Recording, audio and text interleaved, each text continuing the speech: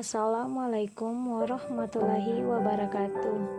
Perkenalkan, saya Nur Cahyani Misali dengan NIM 131420047 dari program studi Manajemen Pendidikan kelas 1B. Tujuan saya membuat video ini adalah untuk memenuhi salah satu tugas mata kuliah Pendidikan Pancasila yang diampu oleh Bapak Chandra Chuga SPD MPD. Kali ini saya ingin menjelaskan tentang Pancasila sebagai pandangan hidup bangsa.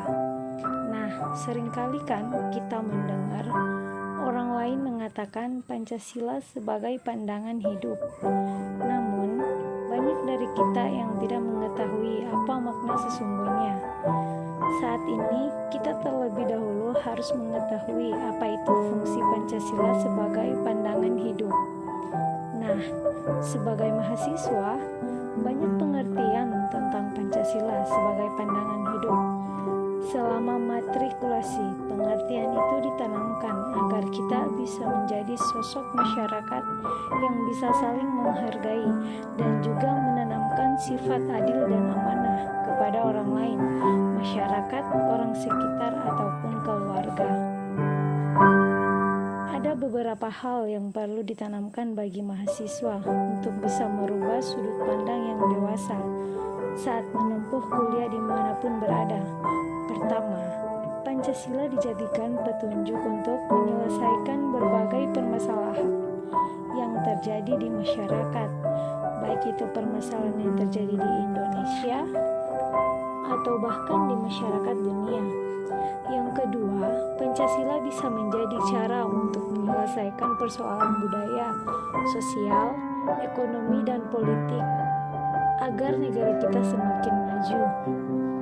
Yang ketiga, warga negara Indonesia jadi memiliki acuan untuk membangun dirinya berdasarkan apa yang menjadi cita-cita bangsa.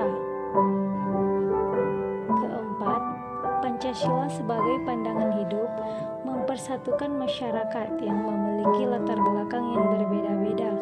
Selain menjadi dasar negara, Pancasila juga harus dijadikan pandangan hidup seluruh warga negara. Nah, mungkin beberapa dari kalian sudah mempelajarinya atau bahkan mungkin belum mengetahuinya.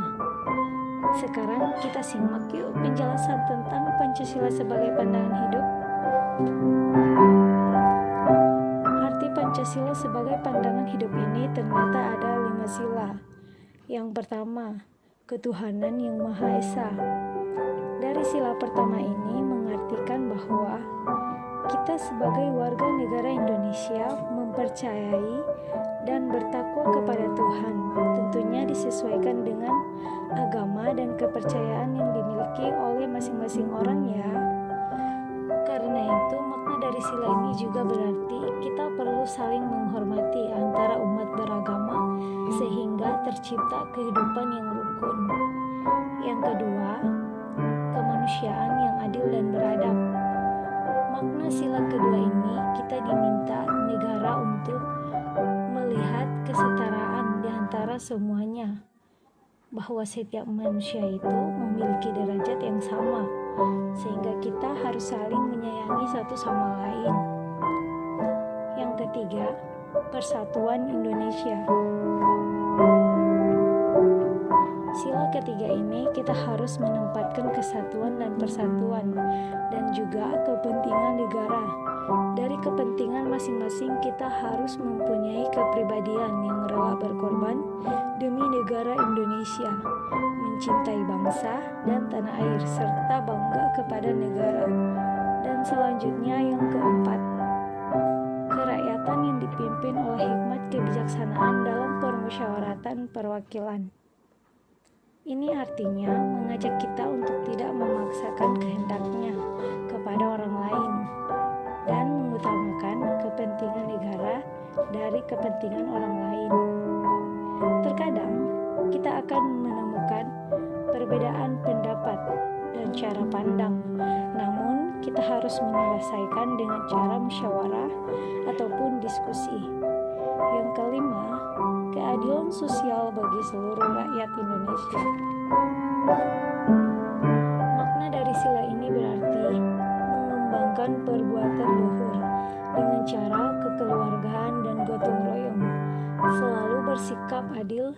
Juga selain itu kita seimbang antara hak dan kewajiban, dan juga menghormati hak-hak orang lain. Hanya sekian materi yang bisa saya sampaikan. Lebih dan kurangnya saya mohon maaf. Jika ada yang ingin ditanyakan, tolong tanyakan di kolom komentar ya teman-teman. Wassalamualaikum warahmatullahi wabarakatuh.